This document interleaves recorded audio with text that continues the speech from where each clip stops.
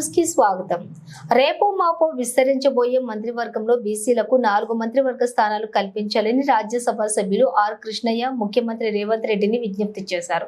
విద్యానగర్లోని AC BC భవన్లోని BC నాయకులతో ఏర్పాటు చేసినటువంటి సమావేశంలో ఆయన మాట్లాడుతూ గత మంత్రివర్గం బీసీలకు కేవలం 2 మంత్రి పదవులు మాత్రమే ఇచ్చారు. అవి కూడా ప్రాధాన్యత లేని శాఖలు. బీసీలను చిన్నచూపు చూసినా నిర్లక్ష్యం చేసినా సహించేది లేదని, ఇది ప్రజాస్వామ్య వ్యవస్థ. జనాభా ప్రకారం సామాజిక వర్గానికి వారి జనాభా ప్రకారం వాటా ఇవ్వాలి.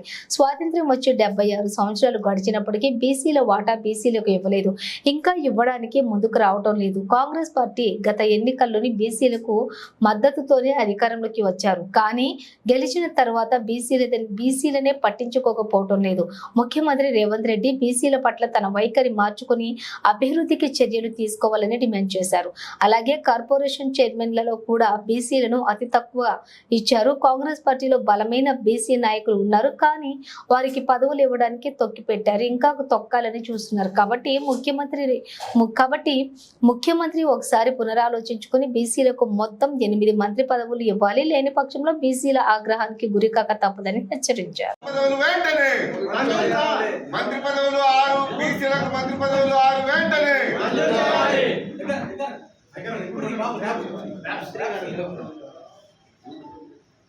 బిల్లును వెంటనే పార్లమెంట్ లో బీసీ బిల్లును వెంటనే కేంద్రంలో మంత్రిత్వ శాఖను వెంటనే బీసీలకు మంత్రి పదవులు 6 వెంటనే. ఢిల్లీకి వెళ్ళారు. మంత్రివర్గ విస్తరణ చేస్తున్నట్టు ఢిల్లీ నుంచి వార్తలు వస్తున్నాయి. అక్కడ నుంచి ఆయన అధిష్టానంతో చర్చించి రేపు ఎల్లుండో మంత్రివర్గ విస్తరణ చేస్తున్నట్టు ప్రకటించబోతున్నారు.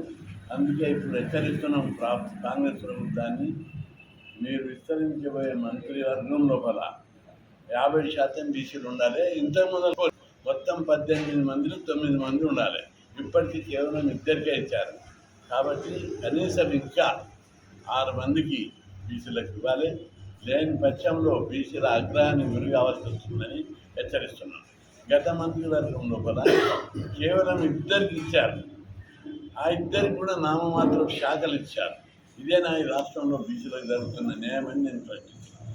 పక్క రాష్ట్రాలల్లో బీసీలు కర్ణాటక, ఉత్తరప్రదేశ్, బీహార్, మధ్యప్రదేశ్, దేశంలో అన్ని రాష్ట్రాల్లో బీసీలను ముఖ్యమంత్రులను చేస్తుంటే ఇక్కడ మాత్రం 76 ఏళ్లలో ఒక్కసారి కూడా బీసీలకు ముఖ్యమంత్రి పదే అవకాశం రాలేదు.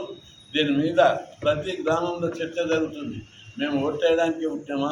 ప్రతి గ్రామంలో ఇంజనీరింగ్, డిగ్రీ కోర్సులు చదివిన వాళ్ళు 50 నుంచి 100 మంది ఉన్నారు. ఈసారి ఎవరికైనా అగ్రకులాలకు ఇదే లాస్ట్ అవకాశం. లాస్ట్ ముఖ్యమంత్రి బీసీ అగ్రకులాలలో రేవంత్ రెడ్డి. ఇక ముందు బీసీలే ముఖ్యమంత్రులు అవుతారని చెప్పి హెచ్చరిస్తున్నాం. ఈ విషయంలో ఎట్టి పరిస్థితుల రాజీ పదం. బీసీలారా ఏకం కండి. బీసీలంతా దేశవ్యాప్తంగా ఎంత చైతన్యం వచ్చి అధికారం తీసుకొని వాళ్ళు అభివృద్ధి చెందుతున్నారు. మన దగ్గర అపారమైన అవకాశాలు ఉంటే కూడా మన దగ్గర అవకాశాలు కల్పిస్తాడు. కాబట్టి ఇప్పటికైనా బీసీలు రియలైజ్ అయ్యారు. అందుకే రేవంత్ రెడ్డికి విజ్ఞప్తి చేస్తున్నాం. గతం లోపల మీరు అధికారంలోకి వచ్చి 8 నెలలు అయితే బీసీలకు ఒక చిన్న స్కీమ్ కూడా పెట్టలేదు.